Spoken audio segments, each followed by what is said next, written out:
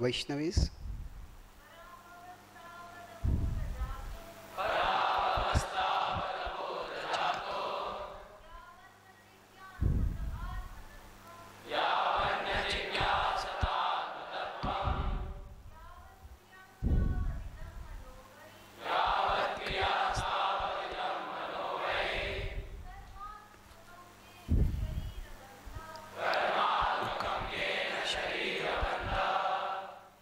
पराभवः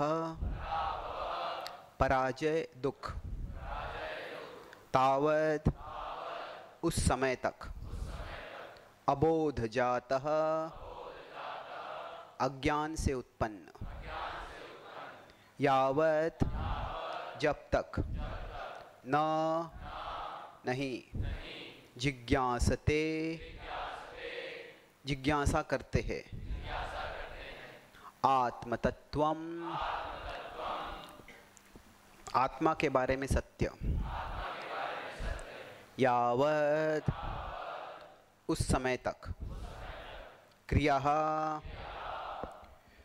भौतिक कार्य तावत उस समय तक इदम यह मनः मन वै अवश्य कर्मात्मकम भौतिक कार्यों में मग्न ये न जिसके द्वारा शरीर बंधा इस भौतिक शरीर में बंधन। जब तक व्यक्ति आध्यात्मिक मूल्यों के बारे में जिज्ञासा नहीं करता है तब तक वह पराभवित रहता है और अज्ञान से उत्पन्न दुखों से पीड़ित रहता है। भले ही वह पुण्यवान हो या पापी हो, कर्म के फल होते हैं।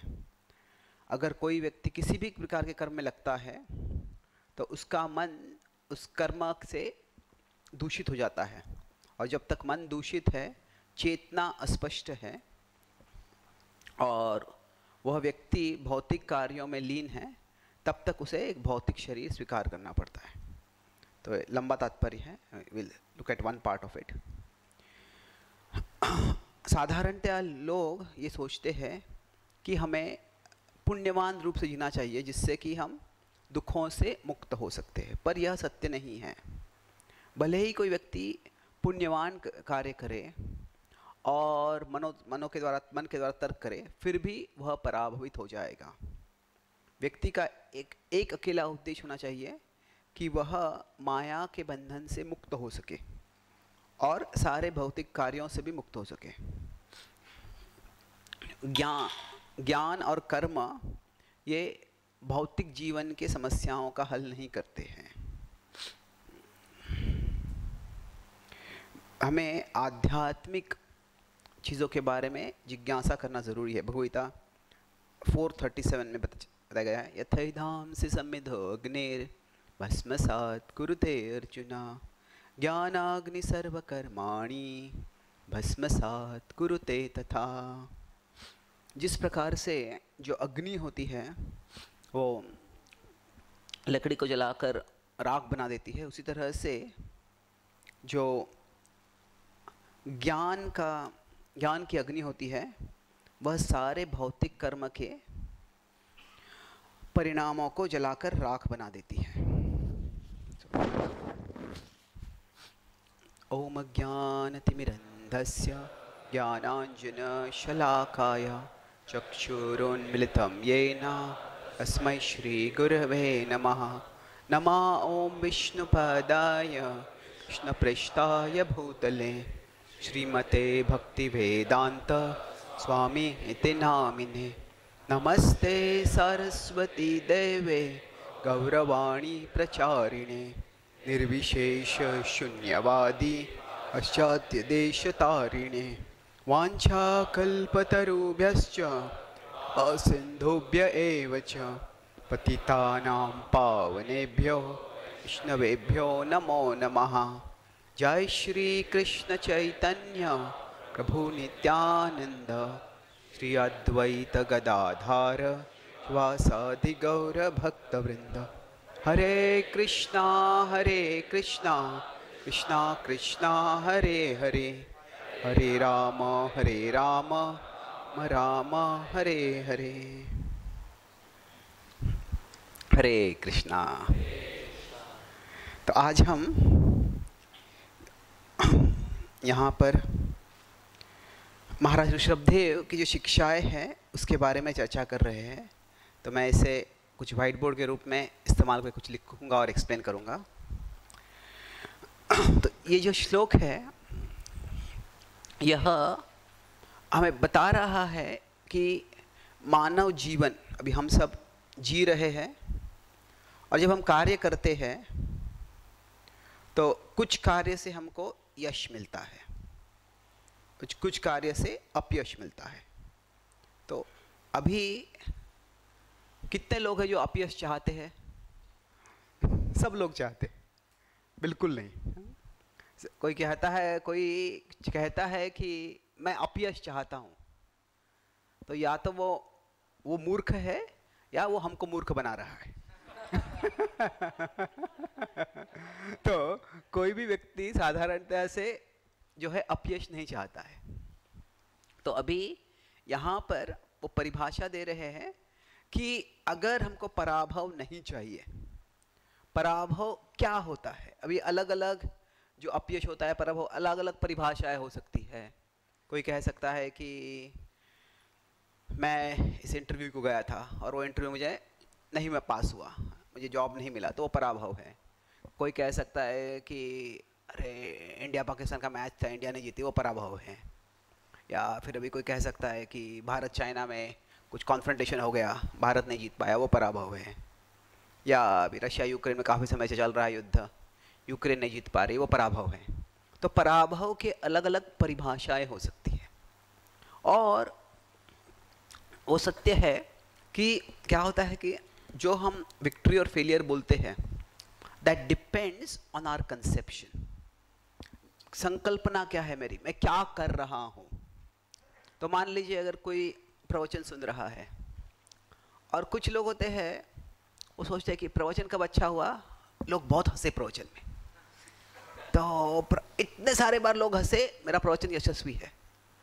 अगर वो क्राइटेरिया है तो वो प्रवचन नहीं है, वो कॉमेडी शो हो गया। Isn't it? हंसाना कोई बुरी बात नहीं है, but that is not the standard of success. क्या होता है कि हम अलग अलग कार्य कर रहे हैं, और वो कार्य में हमारी संकल्पना क्या है।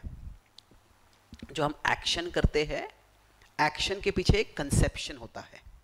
जब मैं कुछ कार्य कर रहा हूँ तो मेरे मन में एक संकल्पना होती है, मैं क्या कर रहा हूँ, और उसके अनुसार फैसला होता है कि मैं जो कर रहा हूँ वो यशस्वी है या यशस्वी नहीं है। अगर कोई विद्यार्थी है, कोई स्कूल में आता है और उसकी माता पिता, स्कूल कैसे चल रहा है, अरे यहाँ पे हॉस्टल में खाना बहुत अच्छा है। ले अच्छी बात है, बाकी सब कैसे?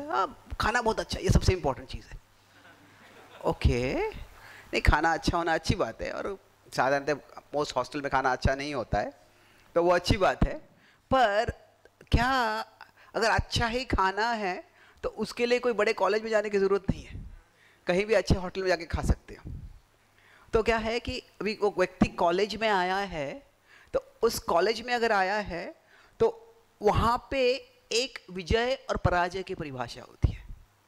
कोई कहता है अरे ये 4 साल कॉलेज में था और हर रोज़ अच्छा खाना खाया मैंने, पर डिग्री, हाँ डिग्री अच्छा था खाने का। तो नहीं, जो हम कार्य कर रहे हैं उसके अनुसार संकल्पना होती है। Actually, this is too close.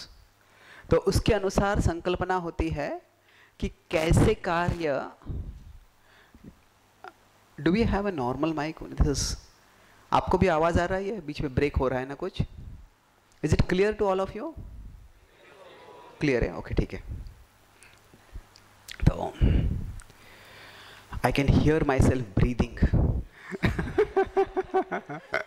It's not a pleasant sensation, but तो अभी हर कार्य में क्या होता है कि जब हम एक्शन कर रहे हैं, हमारे एक्शन का जो कंसेप्शन, जो धारणा होती है, ओके,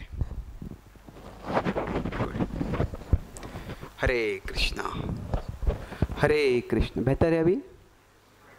आपको सुनाई दे रहा है पीछे? ओके, ठीक है, अभी ट्राई करते हैं इससे। Everybody has different conception of success.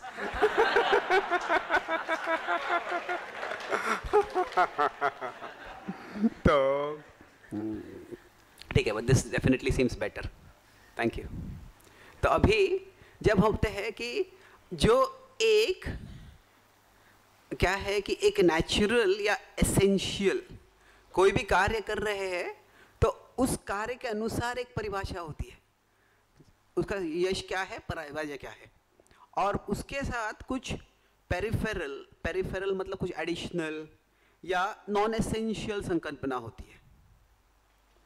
अगर मान लीजिए कोई भारत की क्रिकेट टीम में उसको मिल गया जगह, तो अरे बहुत मजा आ गया, मैं ऑस्ट्रेलिया यूके जाके आया, तुम्हारी टीम जीती क्या? नहीं, टीम तो हार गई पर मुझे बहुत मजा आ गया। नहीं, तो क्या है, हर कार्य में एक एसेंशियल डेफिनेशन होता है सक्सेस और फेलियर का, और उसके बाद में कुछ एडिशनल चीज़ें भी हो सकती है। जैसे अभी हमें क्लास है, अगर हम प्रवचन सुनने आ रहे हैं तो हमें कुछ आध्यात्मिक ज्ञान चाहिए, उसके साथ कुछ ह्यूमर वगैरह है तो अच्छी बात है वो।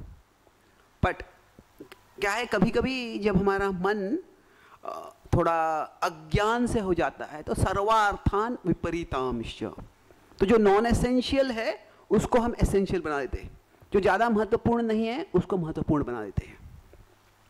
तो यहाँ पे इस श्लोक में मानव जीवन में पराभव क्या है और विजय क्या है, इसके बारे में वर्णन हो रहा है।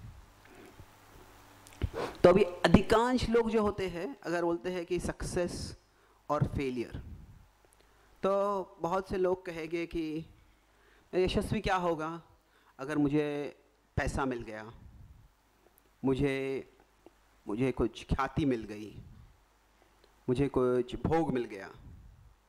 तो भगवान भगवगीता में बताते हैं भोग और ऐश्वर्य, भोग ऐश्वर्य प्रसक्तानाम कामात्मान स्वर्ग कर्मता क्रिया विशेष बहुलाम भोगैश्वर्य गतिम प्रति।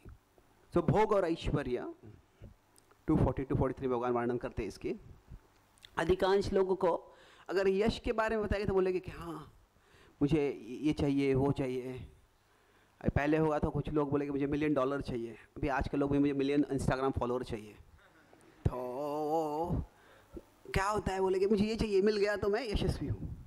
तो अनेक लोगों की अपनी अपनी धारणा होती है, तो ये सक्सेस क्या है, और अगर वो नहीं मिलता है तो हम कहते हैं वो फेलियर है।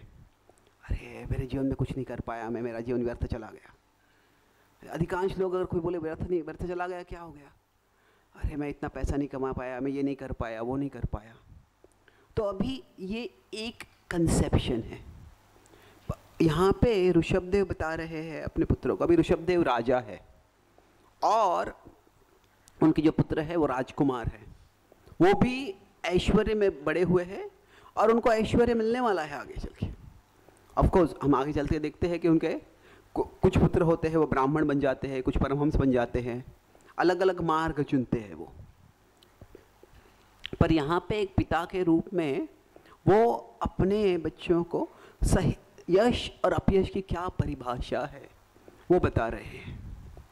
तो अभी ये यश और अपयश की परिभाषा हम कैसे समझ सकते हैं? क्या ये सबके लिए सब्जेक्टिव है? कोई व्यक्ति कहता है कि मुझे ये अच्छा लगता है, मुझे ये अच्छा लगता है, कहता है कि अरे मुझे ऐसा घर बनाना है और अगर ऐसा घर मिल जाएगा तो मेरा यशस्वी हो जाऊंगा। कोई कहता है मुझे ऐसा घर चाहिए, मुझे इस प्रकार की कार चाहिए, मुझे उस प्रकार का कपड़े चाहिए। तो जो सक्सेस होता है उसको कुछ सब्जेक्टिव हो सकता है। सब्जेक्टिव मतलब क्या है कि अलग अलग लोगों के अनुसार अलग अलग चीज़ें सही हो सकती है वो। अभी हम खाना खाते हैं तो बड़ा अच्छा प्रसाद था, तो कुछ लोगों को एक चीज़ अच्छी लगती है, कुछ लोगों को दूसरी चीज़ अच्छी लगती है। तो उसके अनुसार क्या अच्छा है प्रसाद वो उसमें थोड़ा सब्जेक्टिव हो सकता है। अलग अलग सब्जेक्टिव मतलब it varies according to the subject, व्यक्ति के अनुसार उसमें फ़र्क होता है। पर उसके साथ साथ जो है कुछ ऑब्जेक्टिव भी होता है। अगर कोई कहीं हॉस्पिटल में जाता है क्योंकि वो बीमार है, और वो हॉस्पिटल में जाता है और हम जाते हैं 1 महीने के बाद उनसे मिलने को, कैसे हैं आप? अरे ये हॉस्पिटल तो 5 स्टार होटल जैसे, मुझे यहाँ पे शाही ट्रीटमेंट मिल रहा है। ठीक है, पर तुम ठीक हो रहे हो क्या? नहीं वो पता नहीं मुझे। अगर आपको 5 स्टार ट्रीटमेंट चाहिए तो 5 स्टार होटल में जा सकते हैं। हॉस्पिटल में जा रहे हैं तो क्या है, हाँ हॉस्पिटल में स्टाफ अच्छा होना चाहिए, थोड़ा सारा प्रोफेशनल अच्छा होना चाहिए, कंफर्टेबल होना चाहिए, वो सही है। वो सब्जेक्टिव हो सकता है। कुछ लोगों को हॉस्पिटल ऐसा लगता है जो थोड़ा शांत होना चाहिए बिल्कुल, कुछ लोगों को तो मैं शांत पहले से अकेला हूँ, मैं दूसरे लोगों से बात करनी है, कुछ सब्जेक्टिविटी हो सकती है। पर एक ऑब्जेक्टिव क्राइटेरिया, आप हॉस्पिटल अगर गए हो तो क्या आपका स्वास्थ्य इम्प्रूव हुआ है या नहीं, ये प्राइमरी है। तो दोनों क्राइटेरिया है, पर यश के लिए ऑब्जेक्टिव क्राइटेरिया भी महत्वपूर्ण होते हैं। तो मानव जीवन में हम सबकी अपनी अपनी परिभाषा हो सकती है कि क्या है, मुझे ये करूँगा तो यश मिलेगा, मुझे ये करूँगा तो यश मिलेगा। तो और ये इसमें से सही है, हर एक व्यक्ति, वी आर ऑल इंडिविजुअल्स, हर एक व्यक्ति अलग है, तो उसके अनुसार हमारी जो यश की परिभाषा है वो अलग हो सकती है। पर उसके साथ साथ एक यूनिवर्सल परिभाषा है, और वो यूनिवर्सल परिभाषा क्या है, यहाँ पे बता रहे हैं कि अगर हम शरीर बंधा, अगर हम जो भौतिक बंधन से मुक्त नहीं हो रहे हैं तो वो पराभव है। यह श्लोक है, इसका पहला शब्द है पराभव, और जो आखिरी शब्द है शरीर बंधा, कर्मात्मकम येन शरीर बंधा। तो पराभव क्या है कि अगर हम इस शरीर बंधन में हैं और इसी बंधन में हम बने रहते हैं तो ये पराभव है। तो इसीलिए इसके परे हमें जाना है। तो ये फ्रीडम है, मुक्ति जो कहते हैं, फ्रीडम आज़ादी कहते हैं, वो आजकल शब्द मोर फैमिलियर है, यह सब लोग चाहते हैं। पर ये आज़ादी की संकल्पना जो है वेस्ट में और ईस्ट में, खास करके इंडिया में, ये काफ़ी अलग है। अभी अगर कोई अमेरिका में जाता है तो न्यूयॉर्क का एक आइकॉनिक इमेज है, वो है उनकी स्टैच्यू ऑफ लिबर्टी। तो वो लिबर्टी कहते हैं। अभी उनकी धारणा में लिबर्टी क्या है कि जैसे everybody should have the right for life, liberty and the pursuit of happiness, कि हर एक व्यक्ति को जीने का अधिकार है, उसको आज़ादी है और वो सुख खोज सकता है। पर पाश्चात्य देशों में क्या है, जो संकल्पना है लिबर्टी की, वो क्या है, basically it is I want to be free for material desires, कि मुझे मेरी इच्छाओं के अनुसार क्या भोग करना है उसके लिए आज़ादी होनी चाहिए। कोई बोलेगा नहीं मुझे कि तुम्हें ये खाना चाहिए, नहीं खाना चाहिए। मुझे एक वक्त बता रहे थे कि कैसे अभी अमेरिका में प्रभुपाद जी जब 1966 में गए, पहली बार 1965 में गए, तो उस समय शाकाहारी अन्न किसी को पता ही नहीं था। उनको लगता था शाकाहारी अन्न खाना है मतलब क्या है, आपको सब्जियां खा के जीना पड़ेगा बस, कुछ वेजिटेरियन रेसिपी थे ही नहीं। तो वहाँ पे एक कार्टून था, एक व्यक्ति दूसरे को पूछ रहा, are you vegetarian? No, I am an American. क्या तुम शाकाहारी हो? नहीं, मैं तो अमेरिकन हूँ।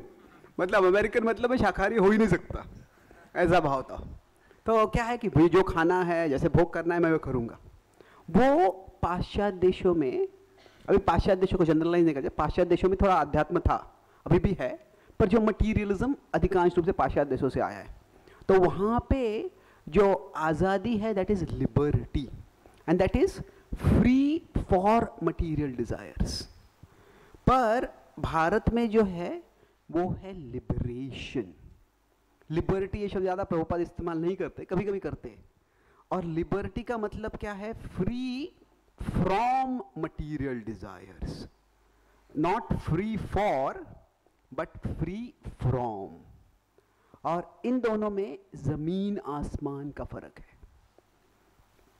क्यों? क्योंकि अभी अधिकांश लोगों को ये लगता है कि मुझे ये करने का आज़ादी नहीं है, वो करने का आज़ादी नहीं है, अब मुझे ये करना है, वो करना है।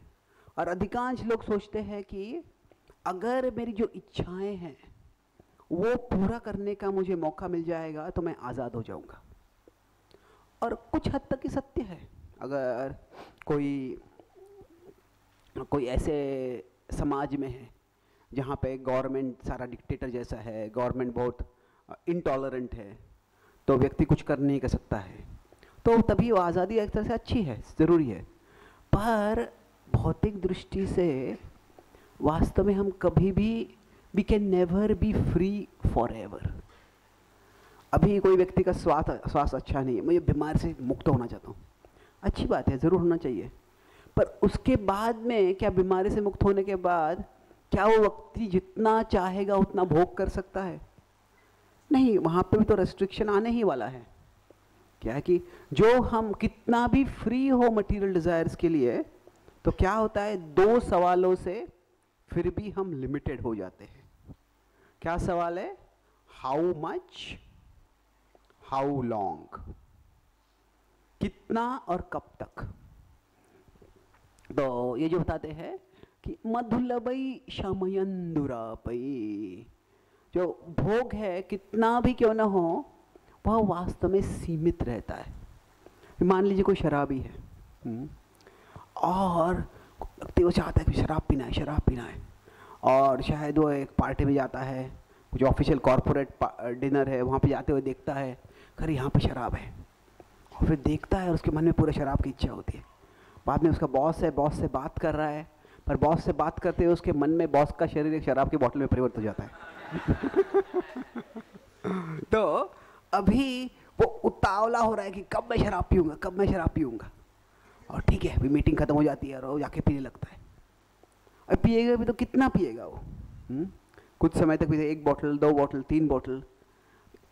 जितना लोग पीते ज़्यादा, उसके बाद में क्या होता है, एक तो पहले तो संभव नहीं है ज़्यादा पीना। एक बार 2 मित्र गए थे शराब पीने के लिए, और फिर वो एक मित्र ने दूसरे मित्र से कहा, अभी थोड़ा बहुत हो गया, अभी इतना मत पियो तुम, drinking so much is not a good idea, no it's a great idea, बोल के पीते रहा वो। फिर अगले दिन वो दोनों साथ में रहते, अगले दिन उसको सुना कि जो उसका मित्र था वो भी उसको थ्रो कर रहा था पूरा, वो तो उसको उल्टी हो रही थी, हैंगओवर होता। I knew it was a terrible idea, बहुत खराब आइडिया था। तो तुरंत ये मित्र गया, मैंने तुमको कल बोला था कि इतना शराब पीना अच्छा आइडिया नहीं था। नहीं, शराब पीना अच्छा आइडिया था, waking up was a terrible idea. नींद से उठना ये बुरा आइडिया था।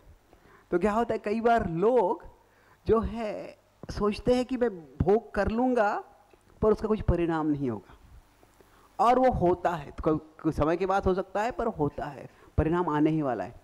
तो कितना भी कोई मुक्त क्यों न हो जाए, वह कभी भौतिक इच्छाओं से इतना मुझे भोग करना है, उसके लिए कभी कोई मुक्त नहीं हो सकता है। तो अभी मान लीजिए कोई व्यक्ति शराबी है और उसको जिम्मेदारी है कुछ करना है, तो शराब नहीं पीना है, पीना है, नहीं पीना है, नहीं पीना है, मुझे काम करना है, अरे भाई इतना 1 गिलास पी लूँगा मैं, नहीं नहीं नहीं, 1 गिलास से 1 गिलास नहीं रहने वाला है, वो 2-3 गिलास हो जाएगा। तो फिर उसके मन में इतना द्वंद्व होते रहता है, वो पीड़ित होते रहता है। मान लीजिए दूसरा कोई व्यक्ति है जिसने कभी शराब पिया नहीं है, इसको शराब पीने की कोई इंक्लिनेशन नहीं है, उसको अच्छे संस्कार मिले बचपन से, और फिर वो उसी पार्टी में जाता है, कुछ लोगों से मिलता है और काम करता है और वापस आ जाता है। तो क्या है, जो अगर वो फ्री फ्रॉम दैट डिज़ायर है, तो क्या होता है, there is no agitation, peacefully आता है, अपना काम करता है, वापस आ जाता है। तो जब ये जो साक्षात्कार है कि यहाँ पे जिज्ञासत आत्मतत्वम, हर सब लोग जिज्ञासा ये कर रहे हैं कि मेरी इच्छाओं को मैं और कैसे पूरा कर सकता हूँ, कि मुझे जो इच्छाएं हैं वो पूरा करनी है। और क्या है, कुछ लोग बहुत भेद करते हैं कि मैं नैतिक रूप से पूरी कर रहा हूँ, अनैतिक रूप से पूरी कर रहा हूँ। हाँ, ये भेद ज़रूरी है समाज की दृष्टि से। कोई पैसे कमा रहा है, कोई बेईमानी करके पैसा कमा रहा है, और कोई अच्छी मेहनत करके पैसा कमा रहा है। भौतिक दृष्टि से इसमें बहुत फ़र्क है, इस भौतिक जगत की दृष्टि से इसमें बहुत फ़र्क है। पर कितना भी फ़र्क क्यों ना हो इन दोनों में, अंत में व्यक्ति जो है उसको कितना भी पैसा मिल जाए, जो भोग व्यक्ति कर सकता है वो सीमित ही है। तो इसीलिए ये जो है जिज्ञासा, अभी जिज्ञासा हम दो चीज़ों के बारे में कर सकते हैं कि जो मेरा भोग है वो कैसे बढ़ा सकता हूँ मैं। भोग मतलब भौतिक कार्य करके मैं भोग कैसे और प्राप्त कर सकता हूँ। और यहाँ पे दूसरा भोग बता रहे हैं आत्मतत्वम। आत्मतत्व मतलब सही में मैं कौन हूँ। अभी ये मैं कौन हूँ ये पूछना ज़रूरी है, क्योंकि जब मैं समझूंगा मैं कौन हूँ तो फिर मैं असली आनंद कैसे प्राप्त कर सकता हूँ वह हम पूछ सकते हैं, वह हम जान सकते हैं। तो जो जिज्ञासा है वह हर व्यक्ति जिज्ञासा कर रहा है, और जो लोग जिज्ञासा भी कर रहे हैं वो जिज्ञासा कर रहे हैं कि मुझे कैसे आनंद और मिले, कैसे और भोग मुझे मिल सके। पाश्चात्य देशों में क्या हुआ है कि भौतिक समृद्धि भारत जैसे देशों से काफ़ी ज़्यादा है, वहाँ पे भी कम होने लग गई है पर फिर भी है। तो जो टेक्नोलॉजी तंत्र ज्ञान से जो प्रगति हुई, इससे लोग जो है कंफर्टेबल हो गए हैं। Comfortable at the level of the body, शरीर के स्तर पे कंफर्टेबल है, पर दुर्भाग्यवश जो मन के स्तर पर क्या है, अभी भी मिजरेबल है, अभी भी बहुत दुखी, उल्टा वो ज़्यादा दुख हो रहा है। किसी ने शब्द सुना है ये सैड? सैड का अर्थ क्या है? दुखी। वो तो अर्थ सबको पता है। सैड का कोई और अर्थ है जो मेंटल डिस्ट्रेस के बारे में बोलते हैं? Yes, 3 main mental health problems. Good. Stress, anxiety, depression, ये 3 चीज़ें जो है इसके कारण क्या है, लोग बहुत पीड़ित हैं।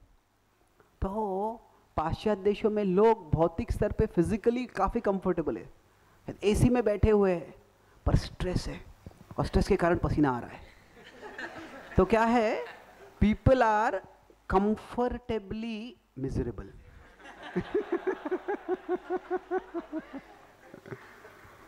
और यह जो हो रहा है ये एक तरह से बड़े दुर्भाग्य की बात है। तो अभी इसके कारण क्या हो रहा है कि अभी मन की शांति चाहिए। तो अनेक लोगों को पता चला है कि अगर आप कुछ मेडिटेशन करते हैं, कुछ माइंडफुलनेस करते हैं, तो फिर आपको मन शांत हो जाता है। अभी बहुत से लोगों को ये पता चल चुका है और बहुत से लोगों को ये अनुभव भी आ चुका है। पर क्या है, ये it is people are amazingly uncurious. Curious पता है आपको? जिज्ञासा करना। अनक्यूरियस मतलब जिज्ञासा नहीं करना। बहुत से लोगों को पता अभी कि क्या है कि अगर आप कुछ मेडिटेशन करते हैं तो आपका मन शांत होता है, पर मेडिटेशन से मन शांत कैसे होता है उसके बारे में लोग बहुत कम परवाह करते हैं। ठीक है, कुछ ऐसे थोड़ा डीप ब्रीदिंग करो, कुछ मंत्र बोलो, कुछ ओम बोलो, कुछ ये करो वो करो, मन शांत हो गया, अच्छा है। पर उसका वो फायदा भी मिलता है, मन शांत हो रहा है, फिर भी जो है जिज्ञासत आत्म तत्वम नहीं करते। अभी स्टैनफोर्ड यूनिवर्सिटी में एक मल्टी बिलियन डॉलर का ग्रांट दिया है कि एक मेडिटेशन हेलमेट बनाए। क्या है ये मेडिटेशन हेलमेट? कि उन्होंने क्या देखा है कि पहले तो वैज्ञानिक बोला करते थे, सारे वैज्ञानिक जो बहुत भौतिकवादी वैज्ञानिक है, सारे वैज्ञानिक भौतिकवादी नहीं होते, पर जो उसको इंग्लिश में कहते हैं रिडक्शनिस्टिक साइंटिस्ट। रिडक्शनिस्टिक मतलब क्या है, they want to reduce the complexity of reality to just matter. तो हम मानव के सारे जो अनुभव है, they want to reduce it to brain chemistry, कि जो दिमाग में प्रक्रिया हो रही है उससे हमको सारे अनुभव होते। तो पहले तो कुछ लोग थे ये मेडिटेशन पूरा होकस पोकस है, इसे कुछ होता नहीं बोलते थे, पर बाद में उन्होंने देखा बहुत से लोगों को से फ़ायदा हो रहा है, और फिर उन्होंने रिसर्च किया तो देखा क्या कि वास्तव में जो रेगुलरली मेडिटेशन करते हैं उनका जो ब्रेन का वायरिंग होता है वो अलग होता है। कि ब्रेन के अलग अलग एरियाज़ होते हैं, और कुछ एरियाज़ को जो लोग थोड़े शॉर्ट टेम्पर्ड होते हैं तो उनके कुछ एरियाज़ थोड़े ज़्यादा होते हैं एक्टिव। तो ब्रेन में जो सिनेप्सिस होते हैं उसका क्रॉस टॉक होता है।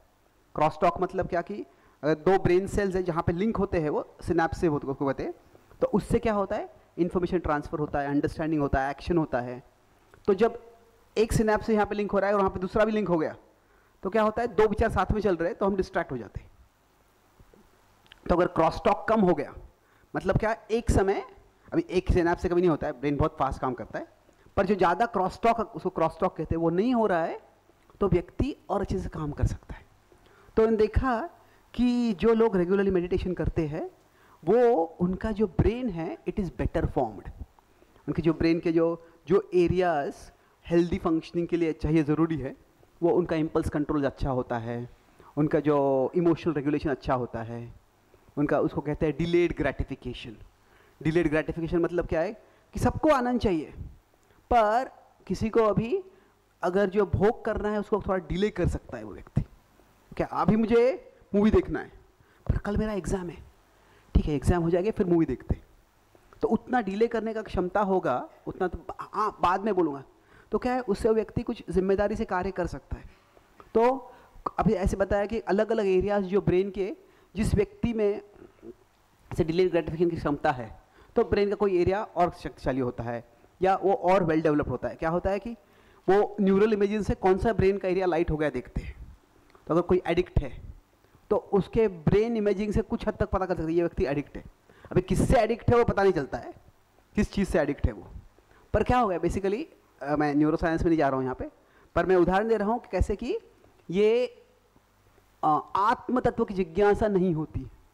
तो अभी मेडिटेशन से फ़ायदा हुआ, पर उन्होंने क्या किया है, बहुत से लोग बोलते हैं कि ये क्या है कि ये ब्रेन का एरिया, ये अगर एरिया लाइट हो गया तो आपको शांति मिलेगी, ये एरिया लाइट हो गया तो आप संतुष्ट महसूस करोगे, तो ये एरिया लाइट हो गया तो आपके पॉजिटिव इमोशंस बढ़ जाएंगे।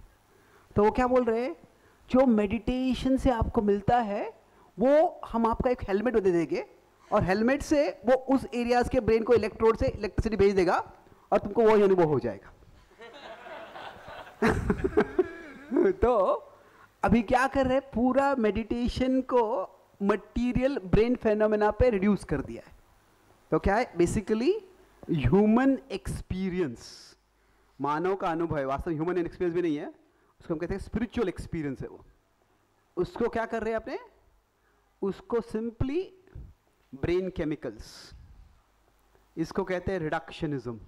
रिडक्शन मतलब सबको जो है बड़ी चीज़ है उसको बहुत ही छोटी बना देना, सबको भौतिक चीज़ पे ले जाना।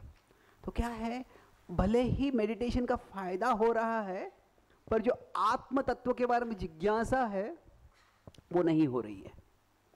और इसी कारण कई बार जो है, जो लोग जो रेगुलेट भी करते हैं खुद को, वो रेगुलेट कर सकते हैं, वो कर नहीं पाते हैं। भाई शास्त्रों में जो योग बताया गया था, योग जो है, योग पद्धति, योग का अर्थ क्या है, जोड़ना। तो साधारणतया भारत में प्राचीन समय से जो योग चलता था, ये this is for spiritual realisation. योग इसलिए कर सकते थे कि ध्यानावस्थित तद्गतेन मनसा पश्यन्ति यम योगिनो, कि हम ध्यान में जाकर हम देख सके अंदर क्या है, हम आत्मा को देख सके, परमात्मा को देख सके। पर दुर्भाग्यवश क्या होता है, पाश्चात्य देशों में भी योग बहुत पॉपुलर हो गया है, पर ये जो योग की पॉपुलैरिटी है वो आध्यात्मिक चीज़ के लिए नहीं है बिल्कुल। वो क्या है, मुझे और फिट होना है, मुझे अट्रैक्टिव बनाना है, मैं ये योग करना है ताकि मेरा योग किसी और आकर्षक व्यक्ति से हो जाए। I can find a more attractive partner, उसके लिए लोग योग कर रहे हैं। मैं कैलिफोर्निया में था, वहाँ पे एक कार पे एक बम्पर स्टिकर था, उस पर लिखा था, the more I get to know people the more I love my dog. जितना मैं लोगों को जानता हूँ उतना क्या हो रहा है, मेरे कुत्ते से मेरा प्रेम बढ़ जाता है। तो क्या है, लोग कोई विश्वासघात कर देते हैं, लोग कोई हम अपेक्षा करते हैं वो अपेक्षा पूरी नहीं करते हैं। तो अभी क्या हो गया है, पहले तो योग था क्या है, भगवान से जोड़ने के लिए, अभी फिर बाद में क्या हो गया, योग है कि मानवों से भौतिक स्तर पे, भोग की स्तर पे जोड़ने से मैं और आकर्षक दिखूंगा, मैं और आकर्षक दिखूंगी तो क्या है, उससे मैं किसी से और भोग कर पाओगे। तो ये हो गया। अभी तो उससे भी है, अभी योग का एक नया वेरिएंट है, शास्त्रों में उसको बिल्कुल कुछ उल्लेख नहीं है, उसको कहते हैं डोगा। डोगा क्या है, कोई अंदाज लगा सकता है? It's yoga with dogs. मैं सब कुछ मैं सब कुछ मेरे कुत्ते के साथ करता हूँ, तो मुझे योग भी मेरे कुत्ते के साथ करना है। तो मैं गोवर्धन इको विलेज में था, तो वहाँ पे एक वक्त आए थे, बोले कि आई एम अ डोगा ट्रेनर। बोला क्या? तो मैंने गूगल पे देखा, एक्चुअली काफी बड़ा है वो। अगर मैं ऐसे हाथ हिलाता हूँ तो मेरा कुत्ता भी जो है ऐसे ही अपने आगे के पंजे हिला देता है। मैं एक पैर पे खड़ा रहता हूँ, कुत्ता भी एक पैर पे खड़ा रहता है। तो वो जो डोगा ट्रेनर है वो क्या करता है, लोगों को, वो व्यक्ति को और कुत्ते को, दोनों को योगा करना सिखाता है वो। तो अभी डोगा है तो कोगा भी है। कोगा क्या है? कैट। तो यहाँ पे जो आत्म तत्व की जिज्ञासा, योग का उद्देश्य क्या था कि आत्म तत्व की जिज्ञासा करे। और जब ये वास्तव में कोई योग साधना करता है तो क्या होता है, जितनी चेतना आध्यात्मिक स्तर पर जाती है उतना मन शांत हो जाता है। क्योंकि मन जितना भौतिक चीज़ों से आसक्त है उतना वो क्या रहे, किसी भी भौतिक चीज़ से आसक्ति रहेगी तो उसमें अस्थिरता रहती है। ये मिलेगा कि नहीं, मिलेगा तो कितना अच्छा होगा, मिलेगा तो बाद में चला जाएगा तो क्या होगा। तो अटैचमेंट विल ब्रिंग एजिटेशन, ये स्वाभाविक ही है। तो योग से क्या होता है, वास्तव में थोड़े अनासक्ति आ जाती है। और फिर उससे हम पूछते ये अनासक्ति कैसे आ रही है, ये वास्तव में क्या हो रहा है कि मैं आत्मा हूँ, मैं एक शाश्वत जीव हूँ और ये सारी जगत की चीज़ें अशाश्वत है। तो जो अनुभव के द्वारा वास्तव में व्यक्ति आध्यात्म की ओर चल सकता है। तो अभी दुर्भाग्यवश क्या होता है, ये कुछ अनुभव भी आ जाता है फिर भी वो व्यक्ति भौतिक चीज़ों की ओर जाते रहता है। तो अभी हम किस तरह से वास्तव में ये आत्म तत्व जिज्ञासा ये कैसे आ सकती है। जो जिज्ञासा है, आत्म की जिज्ञासा, वास्तव में दो पद्धतियों से आती है प्राइमरीली। एक है एक्सपीरियंस और दूसरा है इंटेलिजेंस। कि हमें कुछ अनुभव होता है और फिर अनुभव होता है, ये अनुभव क्यों हो रहा है ये हम थोड़े उसके बारे में जांच करते हैं, बुद्धि से हम चर्चा करते हैं। अनेक लोगों को अनेक अनुभव आते हैं। पाश्चात्य देशों में अनेक लोग नास्तिक होते हैं। एक्चुअली नास्तिक नहीं, वो कहते हैं कि हम, वो एक शब्द है नन, वो क्रिश्चियन NUN नन नहीं है, वो NONE नन है। मतलब I don't belong to any religion, I am a nun. तो वो कहते हैं कि सारे धर्म एक दूसरे झगड़ा करते रहते हैं। वो झगड़ा करते हैं कि अगले जन्म में क्या होने वाला है और इस जन्म में वो नर्क ला रहे हैं। तो और कुछ हद तक दुर्भाग्य से सत्य है ये कि ये जब संकीर्णवादी धर्म हो जाता है तो ऐसे हो जाता है। पर ये लोग वो कहते हैं कि मुझे, हमको कुछ आध्यात्म से परवाह ही नहीं है। पर ऐसे लोग भी होते हैं, अनेक लोगों ने बताया कि ऐसे अगर हम किसी धार्मिक जगह पर जाते हैं, कोई चर्च में जाते हैं, कोई टेम्पल में आते हैं, कोई थोड़ी स्पिरिचुअल जगह है, कोई किसी ट्रेडिशन के कोई होली जगह है, वहाँ पे अगर जाते हैं तो हमको कुछ सुकून महसूस होता है, कुछ अलग महसूस होता है। उसको आजकल इंग्लिश में बोलते हैं वाइब्स। इस जगह के वाइब्स थोड़े अलग है। वाइब्रेशंस यहाँ पे कुछ अलग ही आ रहे हैं, कुछ मुझे शांति लग रही है, सुकून लग रहा है। तो जो नास्तिक है या भौतिकवादी, जो आध्यात्म में कुछ रुचि नहीं है उनको, ऐसे लोगों को भी अनुभव आता है कि यहाँ पे कुछ अलग हो रहा है। और अनुभव आना अच्छा है। प्रभुपाद जी बोला करते थे कि जब हम मंदिर में आते हैं तो विग्रहों को इतना सुंदर डेकोरेट करना चाहिए कि जो लोग विचलित हो गए मन में, वो विग्रहों को देखकर, मंदिर के वातावरण को देखकर, सारा जो एम्बियंस है उसको देखकर उनको राहत मिले, उनको सुकून मिले, उनको शांति मिले। तो ये एक्सपीरियंस बहुत लोगों को अनुभव होता है।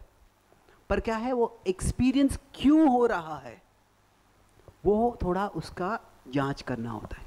तो अगर एक्सपीरियंस और इंटेलिजेंस, अगर दोनों साथ में आता है कि ठीक है मुझे अनुभव हुआ, पर ये अनुभव क्यों हो रहा है मुझे, मैं अगर जप करता हूँ, मैं कुछ मेडिटेशन करता हूँ तो उससे मुझे मेरा मन शांत हो रहा है, तो ये क्यों हो रहा है, तो इसके पीछे क्या है वास्तव में।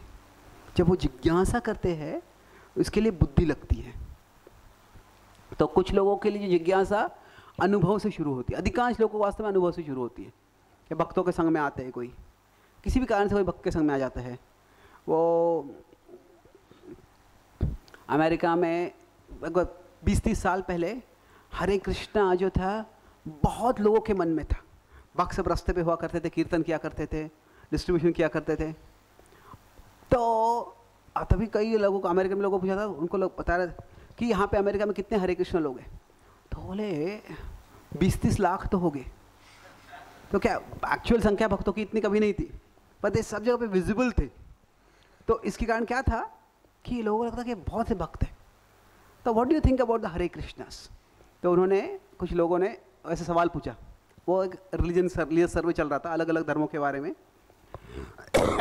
तो क्या हुआ, कई लोगों ने वहाँ पे जवाब दिया अमेरिका में, अ jolly bunch of impractical people. कि ये जॉली है, ये हंसते गाते नाचते अच्छे लोग हैं, पर ये हमारे रोज के जीवन से क्या संबंध है इसका। ये पूरा, ये उनको ऐसा लगता कि ये सारा जीवन शैली इम्प्रैक्टिकल है। अभी क्यों है, क्योंकि उनको एक्सपीरियंस आया, किसी ने देखा है कि भक्त नाचते हैं गाते हैं सुखी लगते, पर उसके पीछे क्या तत्व ज्ञान है वो कुछ पता नहीं है उनको। तो फिर क्या तत्व ज्ञान पता ही लगता था, ये इम्प्रैक्टिकल लोग हैं, अपनी दुनिया में नाच रहे गा रहे, हमारी दुनिया, हमारे एक्चुअल हमारा रियल वर्ल्ड है, इससे कुछ इनका संबंध ही नहीं है। पर ऐसे नहीं है, ये तत्व ज्ञान है। इट इज़ जो वास्तव में स्पिरिचुअलिटी जो है, खास करके कृष्णा कॉन्शियस स्पिरिचुअलिटी, इसके 2 उद्देश्य होते हैं। इसके बारे में हम चर्चा कल करेंगे। और एक है ट्रांसेंडिंग द वर्ल्ड, कि हाँ दुनिया के पर जाकर हम अपना अनुभव कर रहे हैं, पर दूसरा है ट्रांसफॉर्मिंग द वर्ल्ड, कि हाँ हमें ट्रांसेंड करना है, हमें इस जगत के परे जाना है, हमारी आध्यात्मिक प्रगति करनी है, वो ज़रूरी है। पर उसके साथ साथ ऐसे नहीं कि जगत को छोड़ के हमें जाना है। हाँ, अंत में हमें छोड़ के जाना है, पर जब तक हम जगत में है तब तक हमें जगत की चेतना भी बढ़ाने का प्रयास करना है। भगवान जब यहाँ पे आते हैं तो धर्म संस्थापनार्थाय, वो जगत में भी परिवर्तन कर रहे हैं। तो अधिकांश लोगों के लिए जो आध्यात्म होता है, ठीक है अच्छा लगता है, ये एक अच्छा ब्रेक है ये, पर बाकी तो रोज़ का जीवन में जीना है, उसमें क्या संदर्भ है इसका। तो वो एक अच्छा एक्सपीरियंस लगता है, पर उसके बारे में अगर जिज्ञासा नहीं करते हैं, उसके बारे में हम बुद्धि इस्तेमाल नहीं करते, या बुद्धि को हमारा पोषण नहीं मिलता है, तो फिर क्या होता है, एक हमारा स्पिरिचुअल लाइफ होता है और दूसरा हमारा डेली लाइफ होता है, इनमें कुछ संबंध रखता ही नहीं है। और फिर ठीक है, ये जब मैं समय मिलेगा तब करूँगा, जब अच्छा लगता है तब करूँगा, जब करने की इच्छा होगी तब करूँगा, और उससे वास्तव में हमारे जीवन में ज़्यादा परिवर्तन नहीं आता है, क्योंकि दैट बिकम जस्ट लाइक जब भी समय मिलेगा तभी कर लूँगा। पर ये यहाँ पे बता रहे हैं कि हमें जो जिज्ञासा करती है, तो कृष्णा कॉन्शियसनेस ये हमारे पूरे जीवन को परिवर्तित कर देता है। It is, Krishna consciousness is not just another to do, मेरे जीवन में ये करना है, मुझे वो करना है, ये करना है, वो करना है। हाँ ओके, इतने सारे काम करना है, उसमें जब भी करना है, मंदिर में भी आना है, तो अनदर टू डू।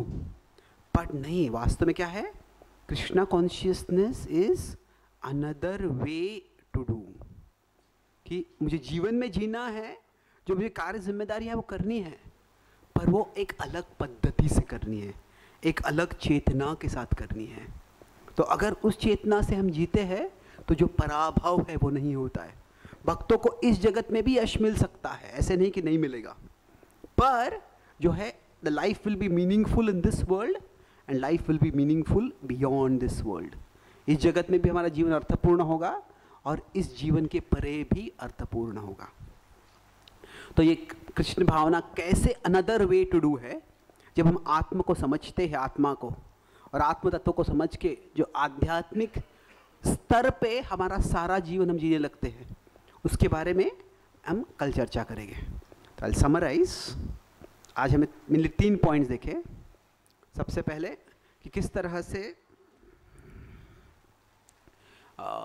कि हम आज पराभव मतलब जो अपयश, तो व्यक्ति जब कार्य कर रहा होता है तो कार्य करते समय व्यक्ति की कुछ संकल्पना होती है और वो संकल्पना के अनुसार व्यक्ति जो है वो यश और अपयश के फैसला करता है। तो क्या होता है, जो सक्सेस है किसी भी कार्य में कोई एसेंशियल क्राइटेरिया है और कोई नॉन एसेंशियल है। ये कॉलेज में जा रहा है तो हाँ अच्छे मित्र हो गए, अच्छा खाना मिल रहा है वहाँ पे, अच्छी बात है वो, पर कॉलेज में हम सबसे पहले पढ़ाई के लिए जा रहे हैं। कोई आध्यात्मिक क्लास में आ रहे हैं तो हमको आध्यात्मिक ज्ञान या एसेंशियल है, और जो ह्यूमर वगैरह वो सेकेंडरी है। हर चीज़ में क्या है, जो सक्सेस और फेलियर हमारे जीवन में क्या एसेंशियल है क्या नॉन एसेंशियल है उसके अनुसार फैसला होता है। तो हम क्या दूसरा चीज़ देखे थे क्या है कि सब लोग जो है आनंद चाहते हैं और सब लोग समझते हैं कि आनंद अगर चाहिए तो मुझे फ्रीडम चाहिए। तो पर फ्रीडम क्या है, पाश्चात्य देशों में जो है वो उसको लिबर्टी कहते हैं। लिबर्टी मतलब I am free for material desires, कि ये पैसे की कमी है, ये ऐसी संस्कृति है, ये ऐसे धर्म है, ये नियम है, वो नियम है, ऐसी सरकार है, उसके कारण मैं भोग नहीं कर पा रहा हूँ। पर भारत में क्या है, भारतीय संस्कृति में लिबरेशन, जो मोक्ष बताया गया है वो क्या था, फ्री फ्रॉम मटीरियल डिज़ायर्स, कि मैं अगर भौतिक इच्छाओं से मुक्त हो जाऊंगा तो फिर जो सारा एजिटेशन होता है, वो शराबी का उदाहरण दिया हमने। कोई शराबी, मैं चाहता हूँ कि मैं जितना मुझे पीना है उतना मैं पी सकूँ, ठीक है, वो एक प्रकार की आज़ादी है, पर वो जो है हाउ मच हाउ लॉन्ग, वो लिमिटेड है, हम कुछ ज़्यादा कर नहीं सकते हैं। बट जब हम वो ये फ्री फ्रॉम मटेरियल डिजायर्स होते हैं तो पीसफुल हो जाता है व्यक्ति, अपने पीसफुल और पर्पसफुल, इन दोनों के बारे में कल चर्चा करेंगे। और मन शांत हो सकता है और जो मुझे काम करना है, जो जिम्मेदारी है वह मैं पूरी कर सकता हूँ। और ये अगर प्राप्त करना है तो हमें क्या चाहिए, जिज्ञासा चाहिए। खास करके जिज्ञासा किसके बारे में चाहिए, आत्म तत्व। वास्तव में मेरा असली पहचान क्या है ये समझना ज़रूरी है। तो हमने देखा कैसे कभी कभी क्या होता है कि व्यक्ति कोई स्पिरिचुअल थिंग है उसके बारे में भी सिर्फ मटीरियल इंक्वायरी करता है। मटीरियल आध्यात्मिक चीज़ है, जैसे योग है तो योग से क्या हो गया, योगा से डोगा बन गया वो या मेडिटेशन है, मेडिटेशन से क्या हो गया, एक ब्रेन हेलमेट बन गया, कि एक हेलमेट पहन लाओ जैसे मेडिटेशन शांति मिल जाए, जैसे शांति मिल जाएगी वो। तो ये ऐसा अगर होगा तो ऐसे प्रकार की जिज्ञासा से व्यक्ति को फ़ायदा नहीं है। तो हमें जिज्ञासा कैसे करनी है, वास्तव में हमको सबको कभी ना कभी कुछ अनुभव आता है, कि कोई अलग अनुभव आता है, कि कुछ शांति लगती है, कुछ सुकून मिलता है। तो जो एक्सपीरियंस के बाद हमें इंटेलिजेंस, ये ऐसे एक्सपीरियंस कैसे आ रहा है, मैंने क्या ये इसके पीछे क्या हो रहा है, क्यों ऐसे हो रहा है। जब हम जिज्ञासा करते हैं तो उस जिज्ञासा से वास्तव में क्या होता है, स्पिरिचुअलिटी जो है इट बिकम्स, उससे दोनों चीज़ें होते हैं हमारे लिए, एक ट्रांसेंडिंग पर दूसरा है ट्रांसफॉर्मिंग। न केवल कभी कभी मुझे अनुभव आता है, पर उसके साथ साथ जो है मैं रेगुलरली मेरे जीवन को अलग पद्धति से जी सकता हूँ, जिससे कि मैं मेरे जीवन को परिवर्तित कर सकता हूँ। बहुत बहुत धन्यवाद। हरे कृष्णा। किसी कोई सवाल है? यस प्लीज, माइक है हमारे पास। Hare Krishna, Prabhu Dhanat Pranam. Yes. So actually every lecture I attend of yours, that it's every time blockbuster performance. So thank you so much. Once you said about flopbuster and blockbuster, so thank you so much about that. Prabhuji, you mentioned that when people do material inquiry or material curiosity about spiritual things, that is of no use. So I just wanted to check that. I didn't say no use. जब कोई भौतिक स्तर पे किसी आध्यात्मिक चीज़ को लाने का प्रयास करता है, तो ऐसे नहीं कि उसका कोई भी फ़ायदा नहीं है, उसका जो फ़ायदा है वो कम है। अभी भले ही कोई योगा कर रहा है, मैं पाश्चात्य देशों में 10 साल से जा रहा हूँ, तो जो योगा करने वाले लोग होते हैं वो अधिकांश लोग थोड़े इंट्रोस्पेक्टिव होते हैं, थोड़ा उनमें थोड़ा तो सत्वगुण होता है।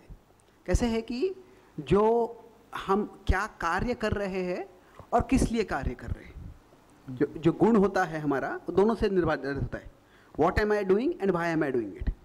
अभी कोई यहाँ पे क्लास सुनने आ रहा है, ये कार्य सात्विक है, पर कोई ये क्लास इसलिए सुन रहा है कि मुझे क्लास देना है, वहाँ पे सबको इम्प्रेस करना है, तो क्या पॉइंट मुझे मिलने वाला है।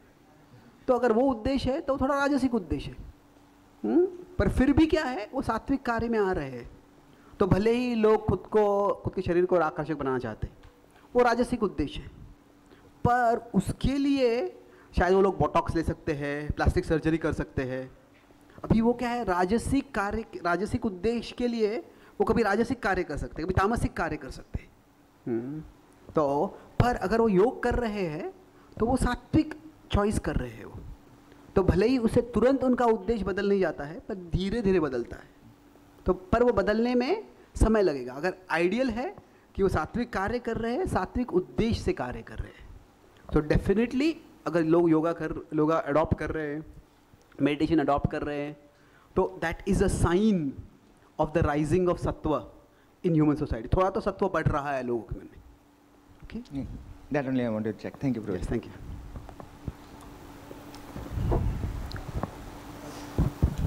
Hello, Hare Krishna Prabhuji. Please accept my humble obeisances and thank you for such a wonderful class. Prabhuji, मेरा ये क्वेश्चन था, like last में we discussed that experience and intelligence. So someone has some spiritual experience and उसके basis पे if they have some curiosity, intelligence, with the help of intelligence, they can try to uncover what are the secrets behind why I am having such an experience. So इसमें ये Prabhuji एक point मेरे mind में आ रहा है, what if उनको ये समझ में आता है that the material enjoyment in this world is restricted. तो एक थॉट ये हो सकता है कि ठीक है, this is restricted and have to find the right way to enjoy and that is how I can enter spirituality. But second thought could be कि वो थोड़ा सा रिबेलियस हो जाए that why it is restricted, why things are the way they are working, right, why am I restricted, ऐसा.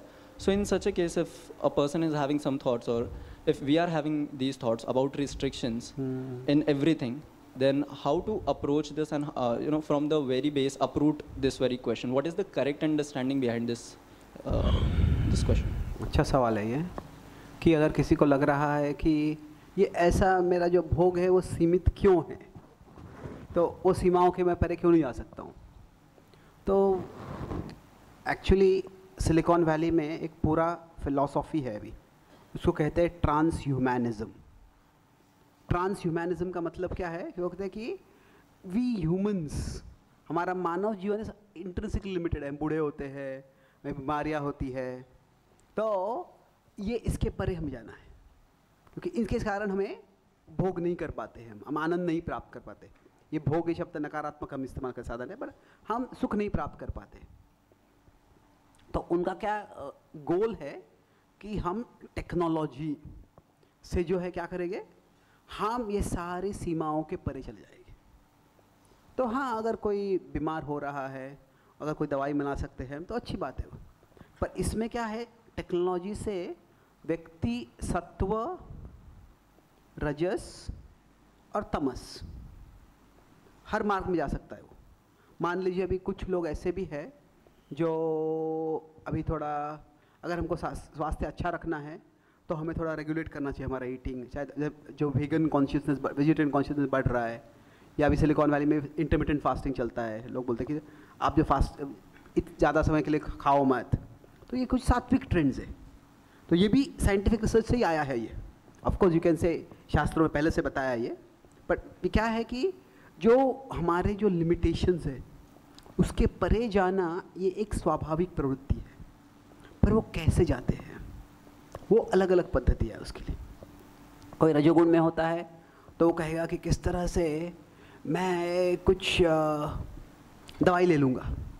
ऑजेम्पिक नाम की एक दवाई है, वो भी उससे वो लोग कहते हैं चलेगा मैजिकल वेट लॉस पिल है वो, पर वो कुछ समय के लिए मैजिकल होता है और फिर उसके अंदर मैनिएकल बन जाता है वो व्यक्ति को, उसके पागल जैसे परिणाम होते हैं वो.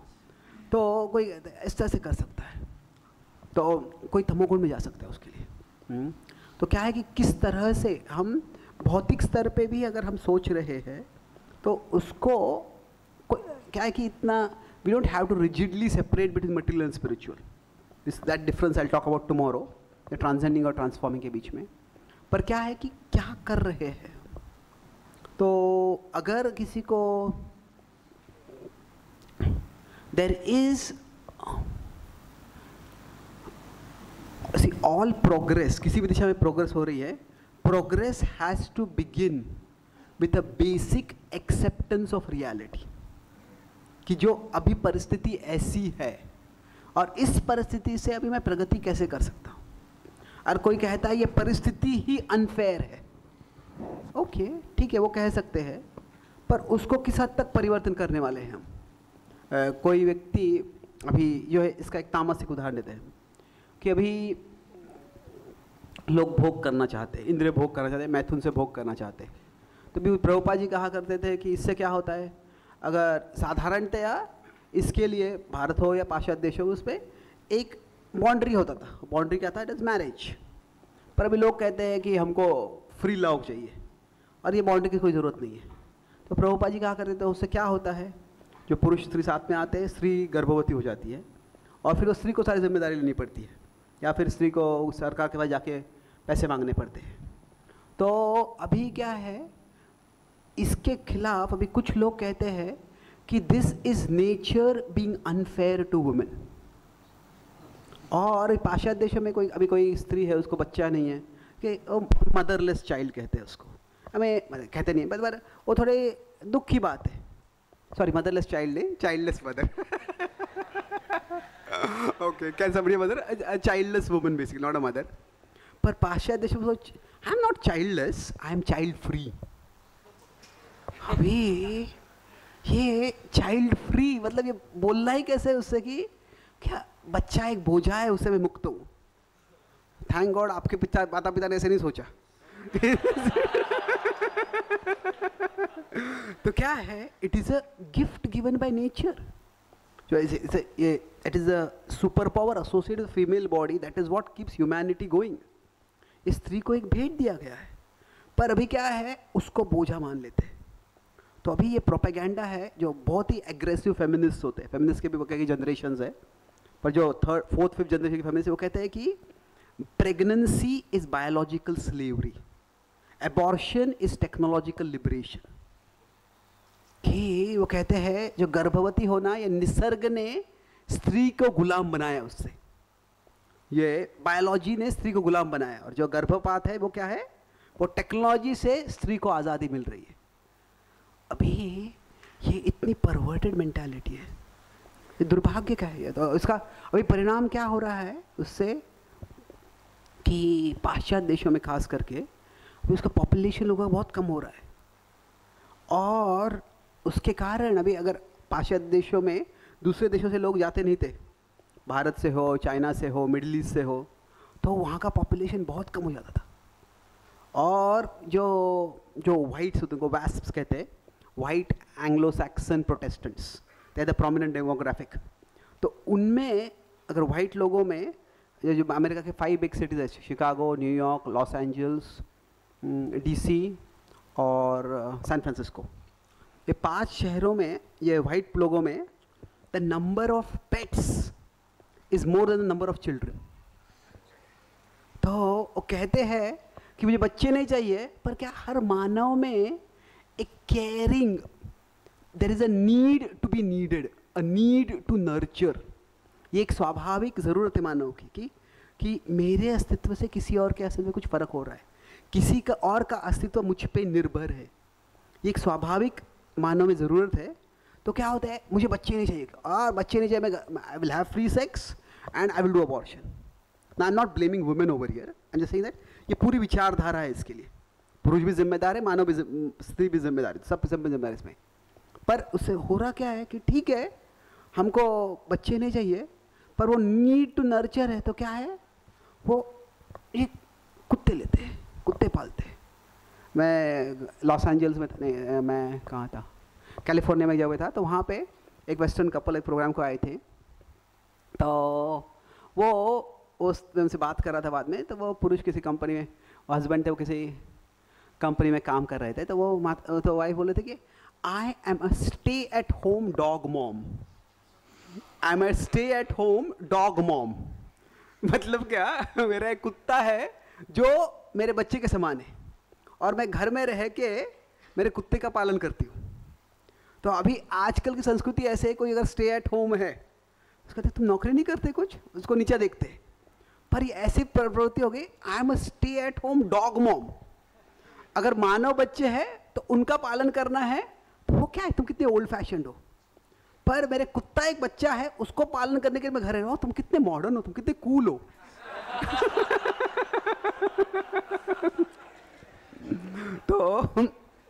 तो जो है नेचर के जो लिमिटेशंस है, वो लिमिटेशंस के परे हम कैसे जाने का प्रयास कर रहे हैं। तो पूरा हम ये जो है वर्ल्ड को ही अगर ह्यूमंस डोंट रिप्रोड्यूस तो क्या है, अब मान लीजिए इवन बायोलॉजिकली अगर हम कहते हैं कि सर्वाइवल ऑफ द फिटेस्ट है, we are just biological machines, हम में कुछ आध्यात्म है ही नहीं, मान लीजिए। But even from biological perspective there are two main functions of all biological beings, one is to survive and the other is to reproduce, कि हम जीते हैं और हम रिप्रोड्यूस करते हैं। तो अभी लोग आत्महत्या कर रहे इतनी, humans are the only species who commit suicide. मानव ही अकेली स्पीशीज है जो सुसाइड करते, कभी कुत्ते कर देते हैं अगर if they get spoiled by human association.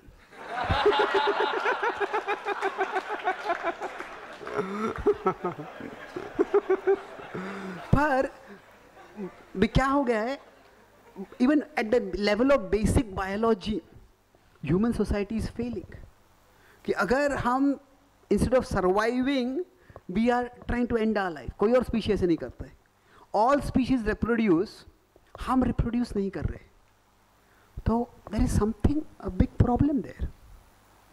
तो basically everybody wants to go beyond limitations, वो स्वाभाविक है, पर किस पद्धति से जा रहे हैं, क्या हम वो लिमिटेशंस के परे जाने के लिए ऐसा कार्य कर रहे हैं जिससे हम खुद की अपनी स्पीशीज का विनाश कर रहे हैं, दैट इज अनहेल्दी।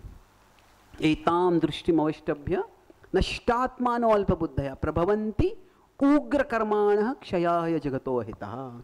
16.9 में भगवता बताते हैं कि जब पूरा भौतिकवादी ही दृष्टि लेते हैं व्यक्ति, असत्यम अपतिष्ठम ते जगदाहुरनीश्वरम, ऐसे विचार आ जाता है, तो क्या होता है, पहले तो नष्टात्मानो, खुद के आत्मा का उन्होंने, आत्मा कभी नष्ट नहीं होता है, पर जो आत्मा के बारे में जानने की प्रवृत्ति होती है, जानने की क्षमता होती है, उसको नष्ट कर देते हैं।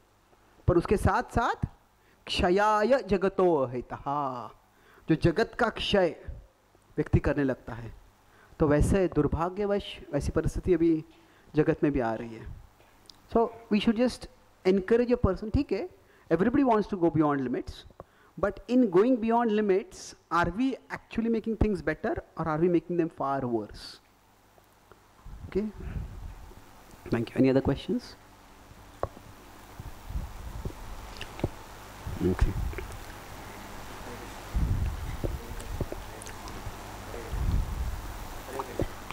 बोलिए।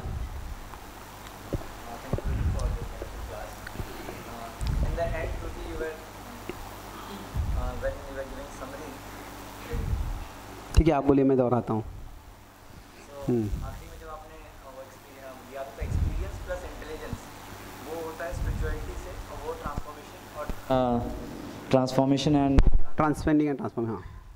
उसमें प्रभु जी एक प्रश्न था कि हम कई बार एक्सपीरियंस करते हैं चीज़ों को, उसमें कुछ अच्छे एक्सपीरियंस होते हैं स्पिरिचुअल लाइफ में, कुछ टूर के, और कुछ बुरे एक्सपीरियंस होते हैं मटेरियल वर्ल्ड के।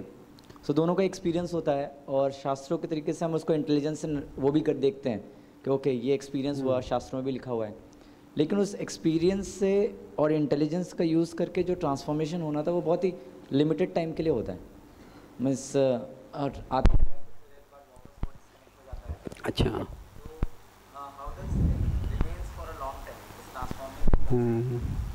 जो परिवर्तन हमारा होता है, हम बुद्धि का इस्तेमाल करते हैं, अनुभव भी आता है, तो ज़्यादा समय तक कोई परिवर्तन रहता नहीं है। तो ऐसे क्यों है? वास्तव में अलग अलग व्यक्तियों में अलग अलग प्रकार की कंडीशनिंग्स होती है। तो किस व्यक्ति में कितनी कंडीशनिंग है उसके अनुसार फैसला होता है कि वो जो अनुभव आ गया है, जो बुद्धि की जागृत हुई है, उसका परिणाम कितने समय तक रहेगा। मान लीजिए कोई व्यक्ति शराब पी लेता है, फिर उसके बाद में उसको हैंगओवर होता है, उसको सर दर्द होता है, उसको अलग अलग प्रकार के परिणाम होते हैं कि वापस कभी नहीं पीऊँगा मैं। वो कभी नहीं, वो 24 घंटे तक रहता है, कभी नहीं। पर कुछ लोग होते हैं कि I had a very bad drug trip.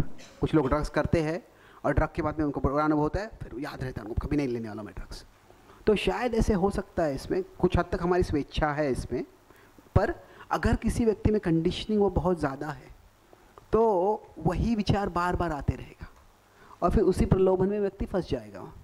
तो अगर तुरंत परिवर्तन नहीं हो रहा है तो हमें we need to be patient. कभी कभी जो है मन में कंडीशनिंग बहुत ज़्यादा होती है, तो फिर उसको चेंज करने के लिए समय लगता है। कि मान लीजिए हमारा कंप्यूटर ब्राउज़र कि कैसे है कि जो माइंड को समझना है तो दो तरह से देख सकता है। एक है मॉरल, नैतिक स्तर से कि ये अनैतिक कार्य किया या नैतिक कार्य किया है, पर दूसरा है क्लिनिकल। क्लिनिकल मतलब क्या, एक मन ये एक मशीन के समान है, एक यंत्र के समान है, और यंत्र एक प्रक्रिया से कार्य करता है। तो मान लीजिए हमारा मन जो है उसको हम एक सॉफ्टवेयर बोल सकते हैं, हमारे फ़ोन का ब्राउज़र है। तो अगर कोई अपने फ़ोन के ब्राउज़र में कोई एक वेबसाइट पे जाता है, आप में से किसी ने सुना है ये बम्बई में एक छोटी सी चीज़ है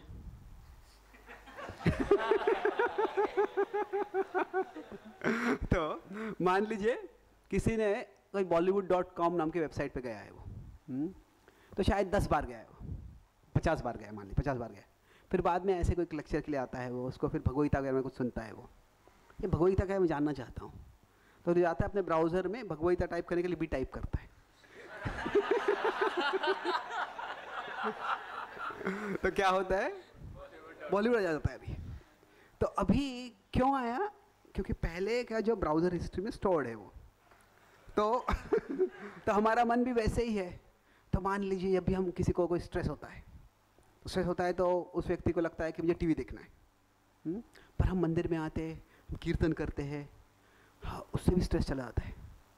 तो अगली बार स्ट्रेस आ जाएगा तो लगे तो कीर्तन करना अच्छा है ऐसा टीवी देखने से, पर फिर भी क्या है, अगर 100 बार हमने टीवी देखा है और एक बार कीर्तन किया है, तो जैसे ही स्ट्रेस आ गया तो मन से क्या ऑटो कंप्लीट आ जाएगा, टीवी देखो।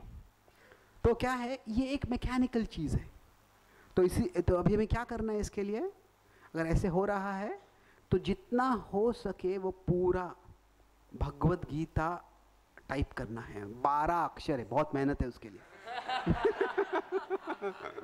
पर अगर वो टाइप करता है तो वो भी ब्राउज़र हिस्ट्री में स्टोर हो जाता है।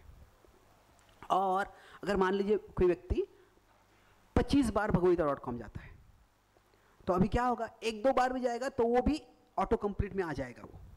अगर वो 25 बार जाएगा वहाँ पर तो फिर क्या होगा, वो न केवल ऑटो कंप्लीट में जाएगा, शायद पहले आ जाएगा, क्योंकि 50 बार पहले बॉलीवुड में गए थे, अभी भगवदगीता.com 25 बार गए, तो फिर क्या वो और आसानी से आ जाएगा वो। पर मान लीजिए कि कोई 5000 बार bollywood.com गया है, तो फिर उसको 25 बार भगवदगीता.com जैसे भी वो पहले नहीं आएगा, उसको कुछ और समय तक करना पड़ेगा। तो क्या है कि उसी तरह से जो व्यक्ति में कोई एक कंडीशनिंग बहुत डीप हो सकती है, तो मतलब क्या है, उसने एक प्रकार का कार्य बहुत बार किया है, तो अभी नया जो सकारात्मक कार्य कर रहे हैं उसको उतनी बार रिपीट करना पड़ेगा। तो अभी क्या है, जो bollywood.com ऑटो कंप्लीट आता है उसके प्रति वैराग्य, और जो भगवद गीता पूरा टाइप करना है उसके लिए अभ्यास। जो मन को परिवर्तित करना है तो भगवान क्या बोलते हैं, अभ्यासेन तु कौन्तेय वैराग्येन च गृह्यते। तो अभ्यास मतलब क्या, परसिस्टेंस, जो परसिस्ट, प्रैक्टिस या परसिस्टेंस। तो जो सही कार्य है वो करते रहो। ठीक है, वे स्ट्रेस आ गया, मैं वापस टीवी देखना था, समय वेस्ट हो गया, ठीक है, वो अच्छा नहीं है, वेस्ट हो गया, पर शायद तभी मन में वो विचार आना पर समय लग गया। जितना हो सके कीर्तन करो, जितना भक्तों के संग में आओ, जो सकारात्मक कार्य है वो करते रहो, और जितना हो सके जो वैराग्य है, एब्स्टिनेंस। एब्स्टिनेंस मतलब क्या कि वो मैं बी दबाता हूँ तो तुरंत बॉलीवुड आ जाता है ऑटो कंप्लीट, पर मैं तभी एंटर नहीं दबाता हूँ, वहाँ पे नहीं जाता हूँ। तो अगर हम ये दोनों करते रहेंगे, ये परसिस्टेंस और एब्स्टिनेंस, तो धीरे धीरे उससे ट्रांसफॉर्मेशन आ जाएगा। तो कुछ चीज़ों में ट्रांसफॉर्मेशन फास्ट होता है, अगर वो कंडीशनिंग उतनी नहीं है। कुछ चीज़ों में ट्रांसफॉर्मेशन के समय लगता है। Thank you. Hare Krishna. Yes sir.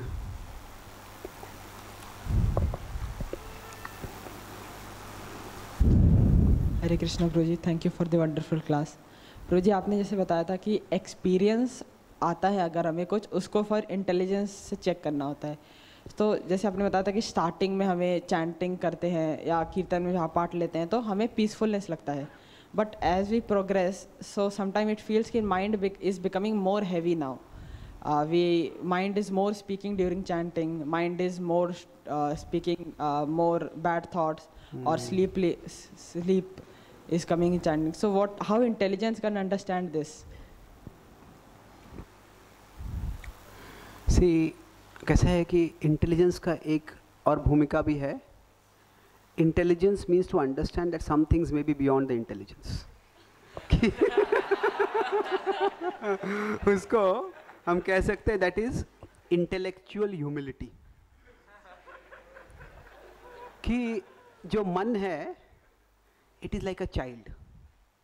तो अगर हम किसी का बच्चा रो रहा है तो फिर हम बच्चे को शांत करने का प्रयास करते हैं, और बच्चा क्यों रो रहा है, शायद उसको खाना नहीं मिला है, उसके पेट में कुछ दर्द है, तो हम समझने का प्रयास करते हैं। बट कैसे है कि you can never understand every single behaviour of the child. क्योंकि बच्चे का मूड बदल जाता है। तो अभी अगर माता पिता बच्चे का हर मूड समझने का प्रयास करेंगे तो माता पिता ही पागल हो जाएंगे वो। अब ऐसे नहीं कि उसको बच्चे को कुछ भी करना दे सकते, पर बच्चे तो बच्चे रहते हैं, तो वो उनके कुछ बाउंड्रीज में रखना होता है उनको, पर उसके बिना हर चीज़ समझना मुश्किल होता है। तो हमारा मन जो है बच्चे के समान होता है। तो जब कोई अचानक मूड बदल जाता है, कुछ हैवीनेस लगता है, और जिस हद तक हो सकते हैं हम समझने का प्रयास करते हैं। तो देख सकते हैं क्या शायद कि अभी अच्छा इसके पहले ये व्यक्ति से मेरी बातचीत हुई थी और उसने ऐसे बोला था, उसके कारण मैं थोड़ा भी डिस्करेज हो गया हूँ। या अगर ये जब करने के पहले अगर मैं ये कार्य करता हूँ तो फिर जब के समय मेरा इंथुजियाज्म नहीं रहता है। हम समझ सकते हैं कि अगर रात को मैं बहुत खाता हूँ फिर उसके अगले दिन मैं जब करता हूँ तो फिर वो जब में नींद आती है।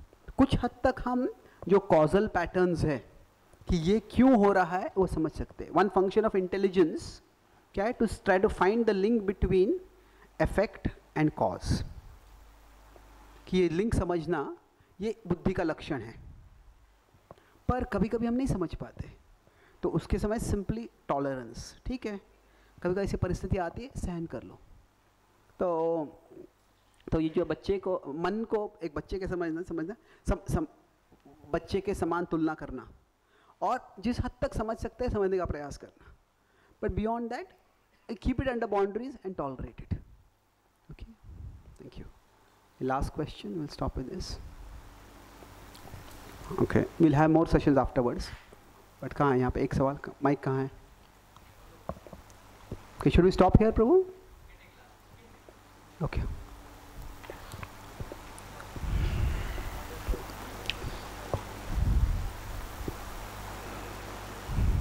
Hare Krishna.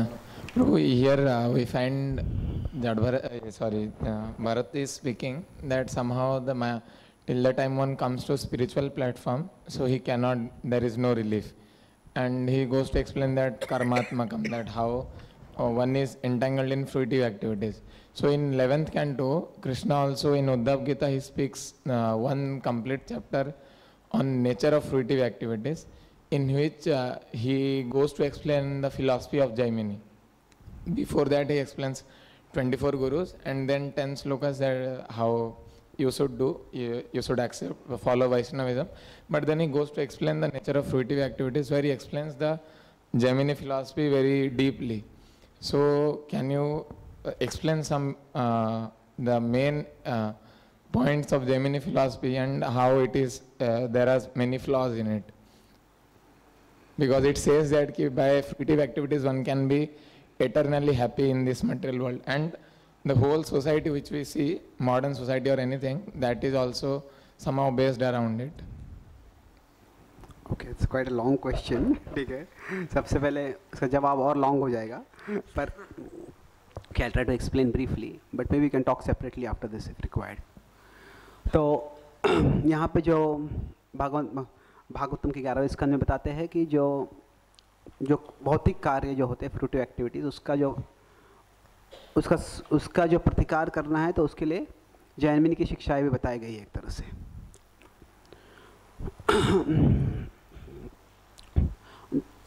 I just make 2 points over here, जिसमें और सवाल भी आ सकते हैं, but that will keep it separate. कैसे है कि जो शास्त्र है, स्क्रिप्चर, उसका 2 एस्पेक्ट्स है। एक है उसमें एक टाइमलेस मैसेज होता है, दूसरा एक टाइमली मैसेज होता है। टाइमलेस मतलब क्या? उसमें ऐसे प्रिंसिपल्स बताए गए जो हमेशा के लिए हैं, और जो टाइमली है उस समय के लिए है। अभी अर्जुन को भगवान युद्ध करने को बोलते हैं, तो क्या युद्ध करो ये गीता का टाइमलेस मैसेज है? नहीं, वो टाइमली मैसेज है। अभी क्या है? युद्ध किस चेतना में करो? करिष्ये वचनम तव, भगवान की सेवा। सो गीता को अगर हम देखते हैं तो सरेंडर टू गॉड। तो सारे जो कहानियां हैं वो इस तरह से है कि how to face the final exam, कि जगत का त्याग करो और भगवान में एकाग्र हो जाओ, वही भाव बताया गया है। तो इसलिए उस दृष्टि से देखेंगे तो जो तत्व ज्ञान मार्ग के द्वारा भी हमें इस जगत के परे जाने के बारे में बोलते हैं, उनको भी स्वीकार किया गया है, उनको भी पुष्टि दी गई है। और जो I'll make one more point. This is the broad focus of Bhagavad Gita. Now, I won't go into Jaimini's philosophy, but एक point मैं यहाँ पे बोलूँगा। कैसे है कि जो वेद है, जो वेदों का अर्थ क्या है, इसके बारे में अलग अलग ऋषि मुनियों का मतभेद होता है। तो जो 6 तत्व ज्ञान आते हैं वह शायद कर्म मीमांसा हो, कि शायद हो, जो भी हो, वेदांत हो, ये सब क्या है? ये वेदों को सारे स्वीकार करते हैं, पर वेदों का अर्थ क्या है उसके बारे में उनमें मतभेद होता है।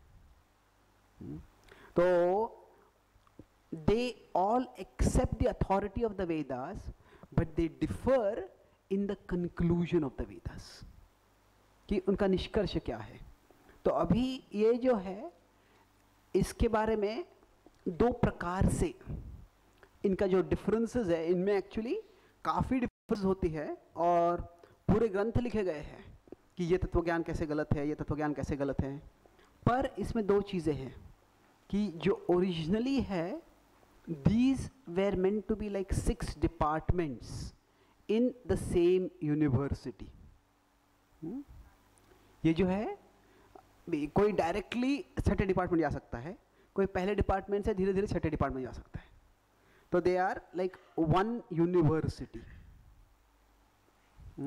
And 6 departments. पर ओवर टाइम कैसे हो गया? These ended up becoming 6 different universities, and then they started competing among each other.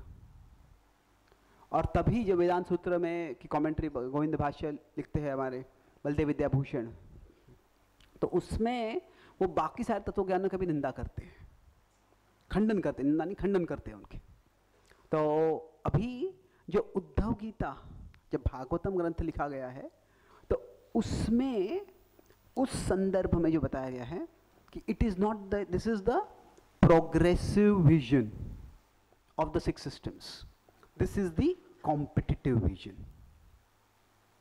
कि एक तत्वज्ञान भी समझ में आता है तो कम से कम व्यक्ति कुछ और सोच रहा है, कुछ ऊंचा सोच रहा है, कुछ सोच रहा है कि सिर्फ मुझे मेहनत करके पैसा कमाना है, भोग करना है। इस संसार में कुछ और भी हायर प्रिंसिपल्स है, उनको अगर समझूंगा तो मेरा जीवन और अर्थपूर्ण होगा। और भले ही ये तत्वज्ञान समझ रहा हूँ मैं, पर धीरे धीरे उसमें एक पुशिंग मैकेनिज्म में आगे बढ़ेगा वो। तो जो उद्धव गीता में कई जगह पे है, एक तरह से वो प्रोग्रेसिव जो बताया है उसके बारे में फोकस है। कॉम्पिटिटिव फोकस नहीं है। इसलिए जो दूसरे तत्वज्ञान है कहीं कहीं, पूरे उद्योगिता में नहीं पर कुछ जगह में उनका इतना स्ट्रांगली खंडन नहीं करते हैं, क्योंकि there the purpose is something specific and timely. Okay, will stop here. Thank you very much. ग्रंथराज श्रीमद् भागवतम की, श्रील प्रभुपाद की, गौर भक्त वृंद की, हिताय गौर प्रेमानंदे। हरे कृष्ण। हरे कृष्णा।